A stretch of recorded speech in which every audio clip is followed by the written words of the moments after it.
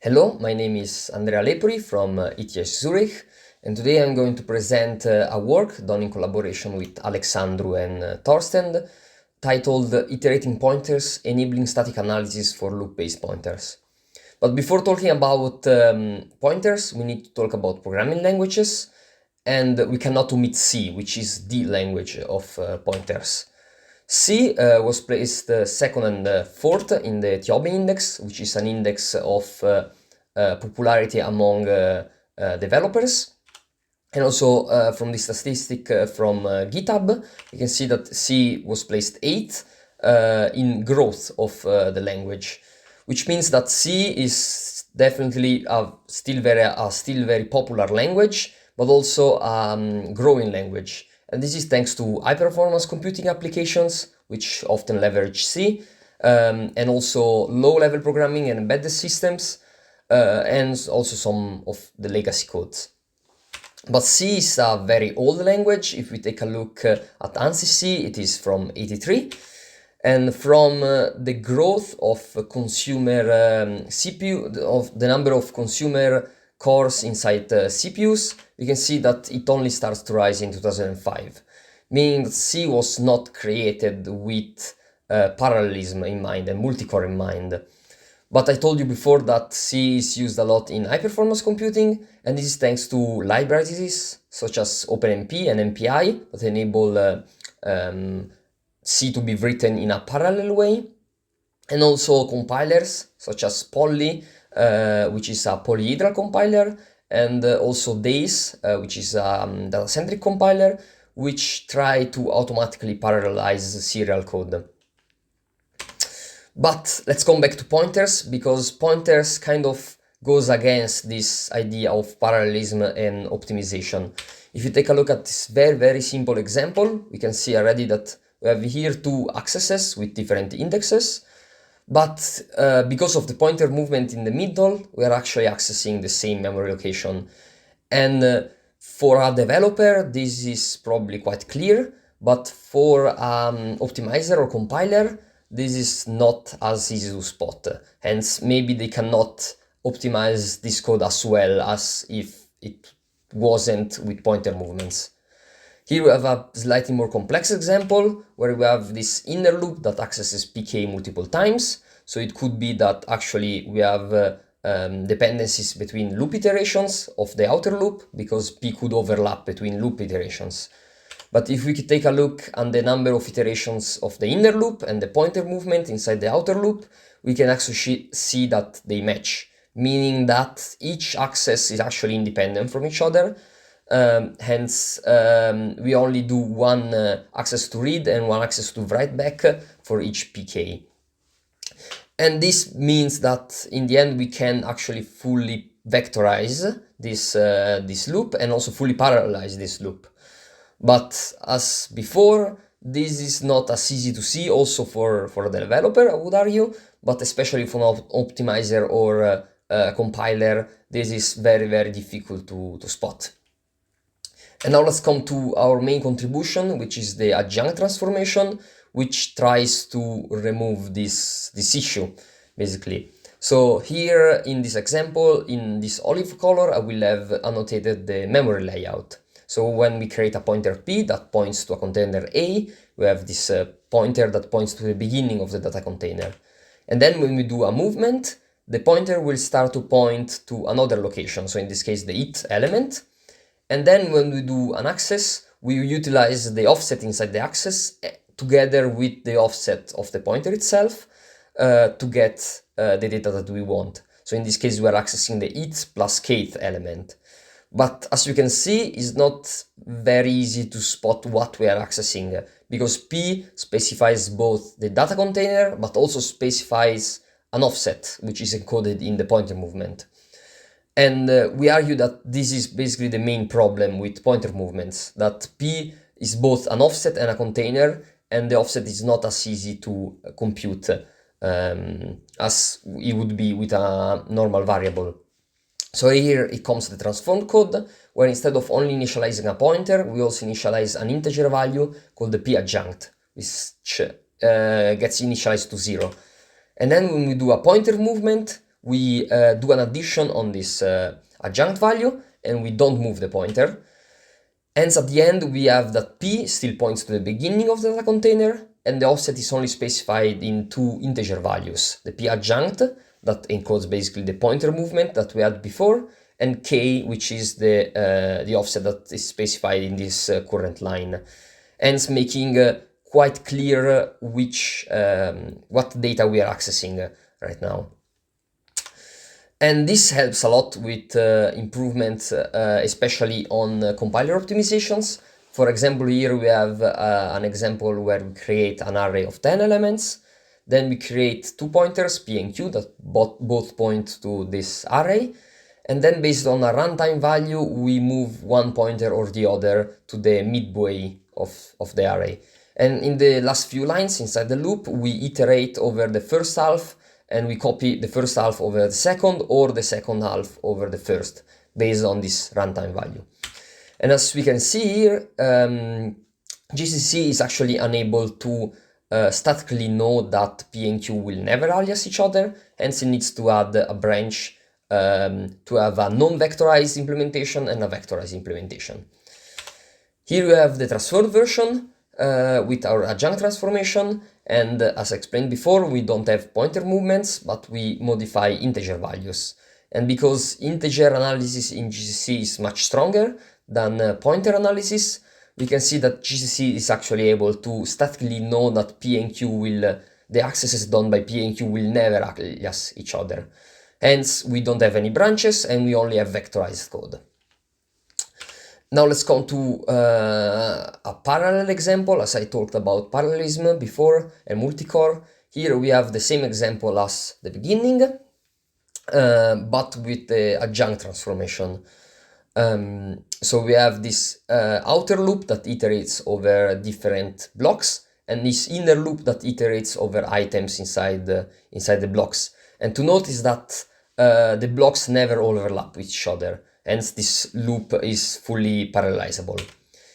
And we can see that days is actually able to find this parallelization opportunity and this independency, hence it can obtain a parallel speedup.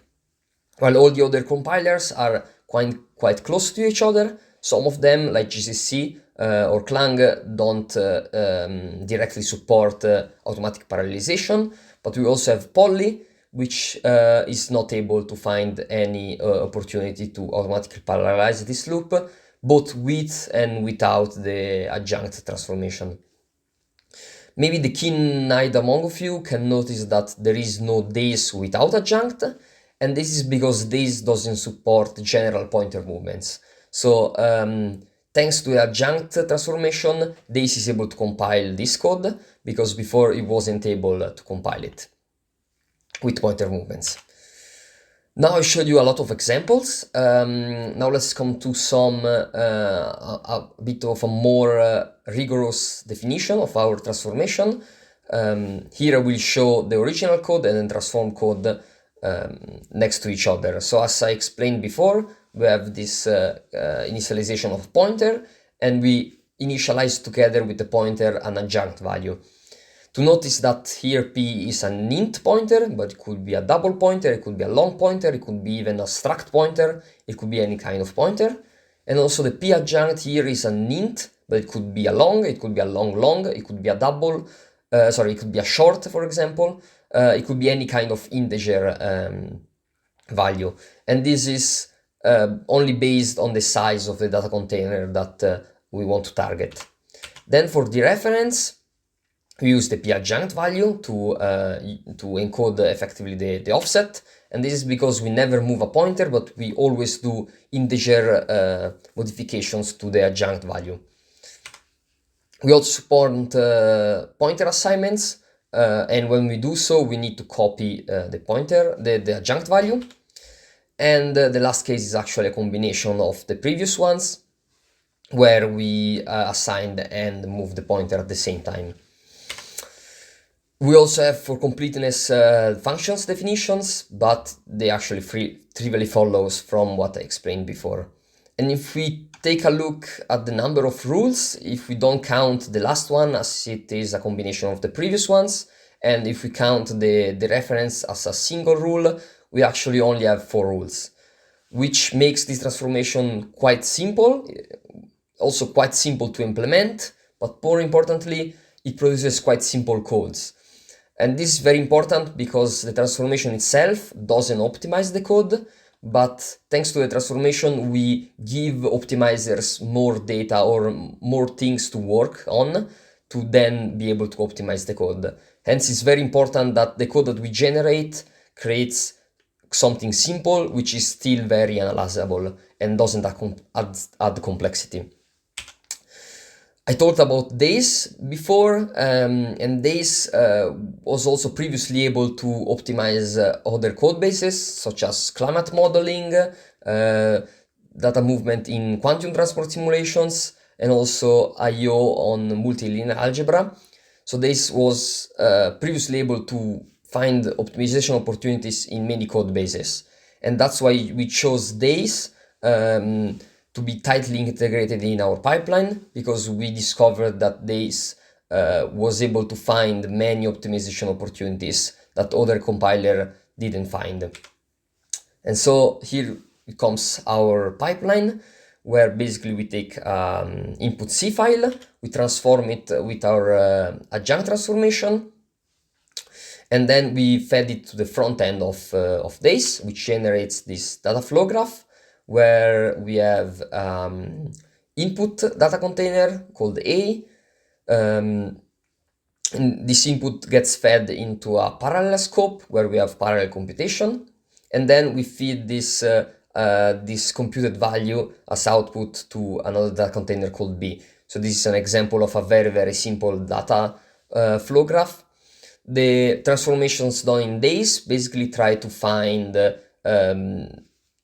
points where parallel scopes can be inserted, and also it tries to do other optimizations in this data flow graph. Then Days takes this data flow graph and feeds it to a backend. In this case, we chose the CPU backend, which generates C++ code that uses OpenMP, and then we compile this C++ code to obtain machine instructions that we can then run.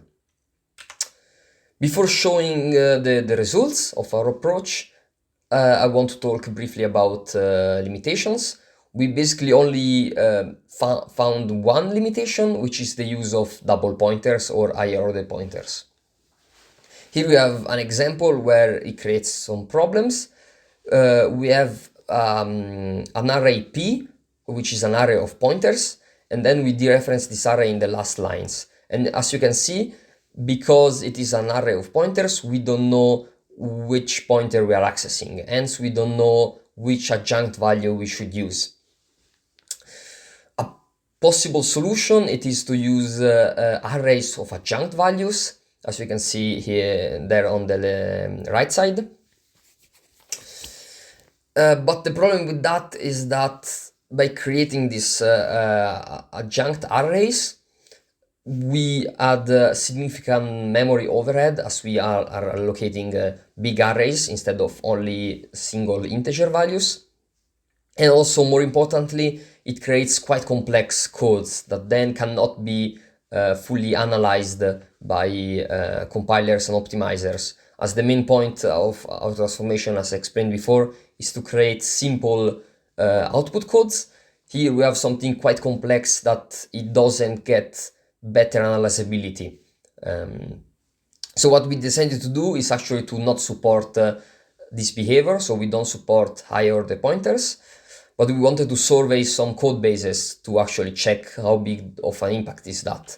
So we surveyed OpenSSL, TurboBench, which is a collection of benchmarks, and the Linux kernel. And we counted the number of applicable cases, so where we have single pointers, and the number of non-applicable cases, so where we have double pointers, triple pointers, or higher order pointers. And as we can see, we definitely have double pointers and higher order pointers in those code bases, but there are not as many. Hence, even if we don't support them, we can still obtain a significant improvement with only applying our transformation to single pointers. Okay, now let's come to some results, some data. The first one is the password-based key derivation function 2 of OpenSSL. So we took the original version of OpenSSL and we first manually implemented the OpenMP version. So we manually parallelized the code. And then we fed the original serial version implemented in OpenSSL to our pipeline that gets then optimized by days. And what we find is basically that we can match the performance of the manual implemented version. Then we also tried to compare it to the fast PBDKF2 implementation, which is an implementation made to be parallel and fast from the beginning. And as you can see, it is definitely a lot faster than the OpenSSL implementation. This shows that while our approaches can improve performance, they cannot fully do an algorithm rewrite such as the fast PBDKF2 implementation. And then we also fed the original OpenSSL serial version to Polly, and we can see that Polly in this case is not able to find any opportunity to obtain parallel speedups, both with or without our adjunct transformation. Here we have a bigger picture with bigger block sizes, and we can see that with the biggest block size of 24, we can actually obtain a better speedup, a better parallel speedup than the fast PBDKF2 implementation. Then let's come to HPCCG, which is a conjugate gradient benchmark from the Mantevo benchmark suite. Here we have the serial baseline, and once again we fed the serial version to Polly, which is not able to find any parallel speedup opportunities. Then we have the parallel baseline, which is the implementation from the developers with OpenMP to have the parallel untuned version. And then we fed once again the serial version, so with no parallel annotations, to our pipeline. And what we found once again is that we can match we can closely match the performance of the untuned version. Here we have once again the big picture, where it is interesting to see that with big data sizes we're actually able to obtain better speedups than the developer untuned version. And also with these more big data sizes, we can actually see that Polly is able to find some opportunities to obtain a parallel speedup, but is still above serial runtime.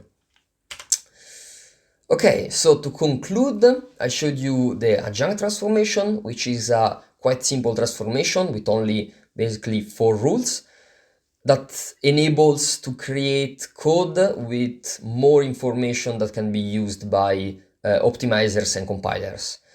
We tightly integrated this transformation with the days pipeline, and this is because we noticed that the days as a data-centric compiler is able to really utilize what we additionally provide with our transformation.